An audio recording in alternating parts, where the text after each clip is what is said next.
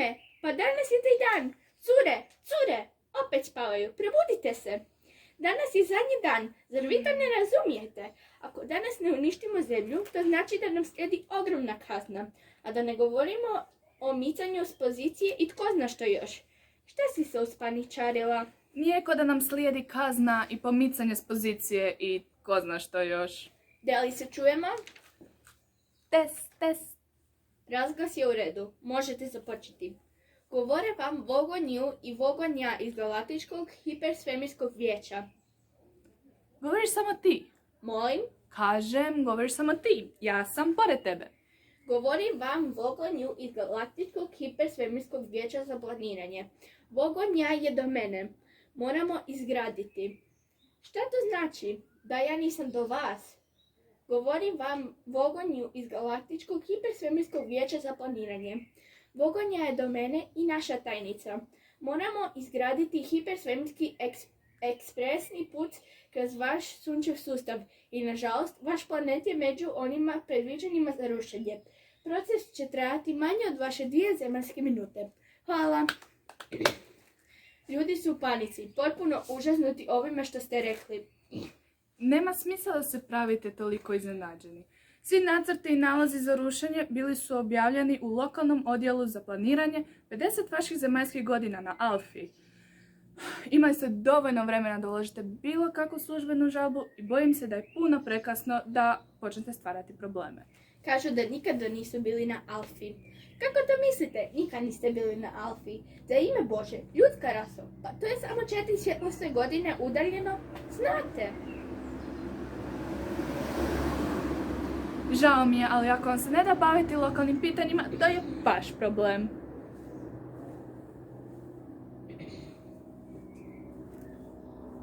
Pokreni zrake za uništenje. Ne znam, prokleti apatični planet. Uopće mi nije žao.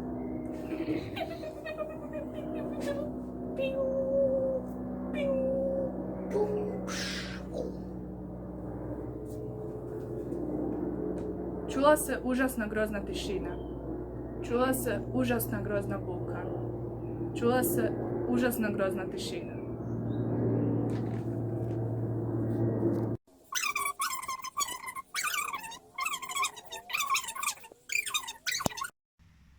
Dosta toga, gospodine Dent, ne možete ležati pred svojom kućom, znate da ne možete pobijediti.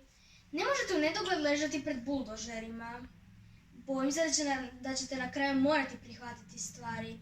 Ova obilaznica se mora sagraditi i sagradit će se. Kako to mislite zašto se gradi? To je obilaznica. Obilaznice se moraju graditi. Obilaznice su sredstvo koje omogućava nekim ljudima da se vrlo brzo odvezu iz točke A u točku B. Dok drugi ljudi vrlo brzo šibaju iz točke B u točku A. A ljudi koji žive točno u točki C, koja se nalazi u sredini, često se pitaju što je tako sjajno u točki A, da tako puno ljudi iz točke B želi dospjeti tamo. I što je tako sjajno u točki B, da tako puno ljudi iz točke A želi dospjeti tamo. Često žele da se ljudi jednom zauvijek odluče gdje bi k vragu željeli biti. I znate, imali ste puno pravo ponuditi ikakve prijedloge u odgovarajućem trenutku. Ali planovi su bili dostupni u lokalnom uredu zadnjih 9 mjeseci, a planovi su bili izloženi. Pa da, tamo je izložbeni odjel. Pa vjerojatno je nestalo struje ili... Gledajte, našli ste obavijest, ne? Gledajte, ova vaša kuća nije ništa posebno. Pa sviđat će vam se i za obilaznica. Gospodine Dent, imate li ikakve predodžbe kakve bi štete pretrpio ovaj buldožer kad bi vas samo pustila na vas? Nikakve.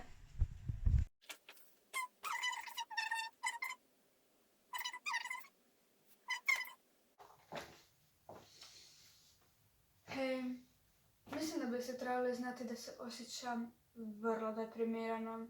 U deprim, kužite? Neću opaliti. Imam vrlo pokretljive misle. Dobro, što želite da učinim? Samo to. Neće mi se dopasti. U redu, učinit ću to.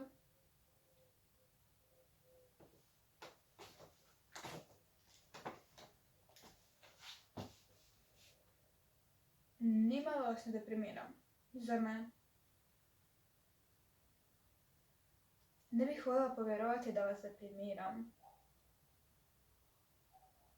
Sigurno vam ne smeta.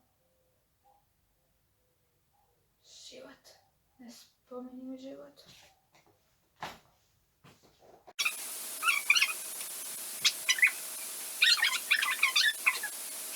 Kako? Ne možeš. Zatvori oči. Pa? Kako ti se čini? Ovo je ratni brod, znaš. Ovo su kabine u kojima spavaju ventrasi.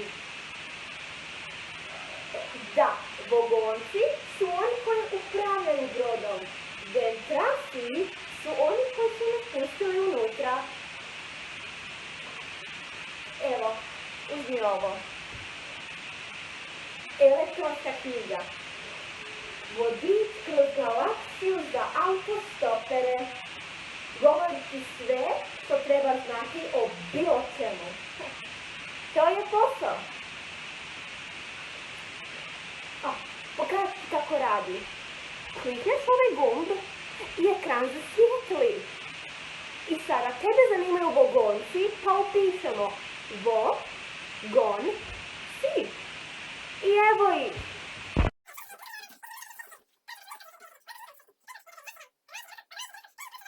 Sve će se srediti, niko ne želi oblaznicu, više nema nikakve šanse, sve će se srediti.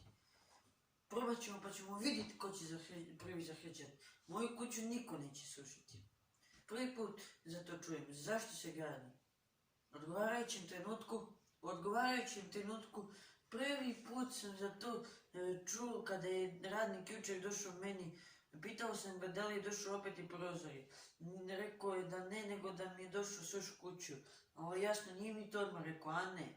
Prvo mi je naplatio 50 kuna i mi je očistio prozore. O da, čim sam tamo došao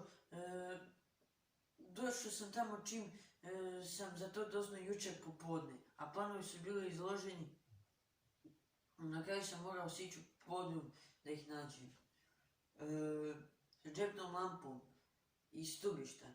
Da, našao sam je. Bila je izložena na dnu zaključenog ormara, zguranog u nekorišten zahod na kojem piše pazi oštar leopard. Žao mi je, ali meni se slučajno sviđa. Aha, da. Koliko?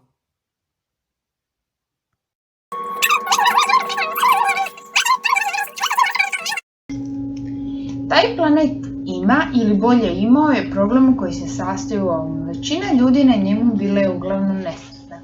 Za ovaj problem predloženo je mnogo rješenja, ali ona su većinom bila usko povezana s kretanjem malih zelenih papira.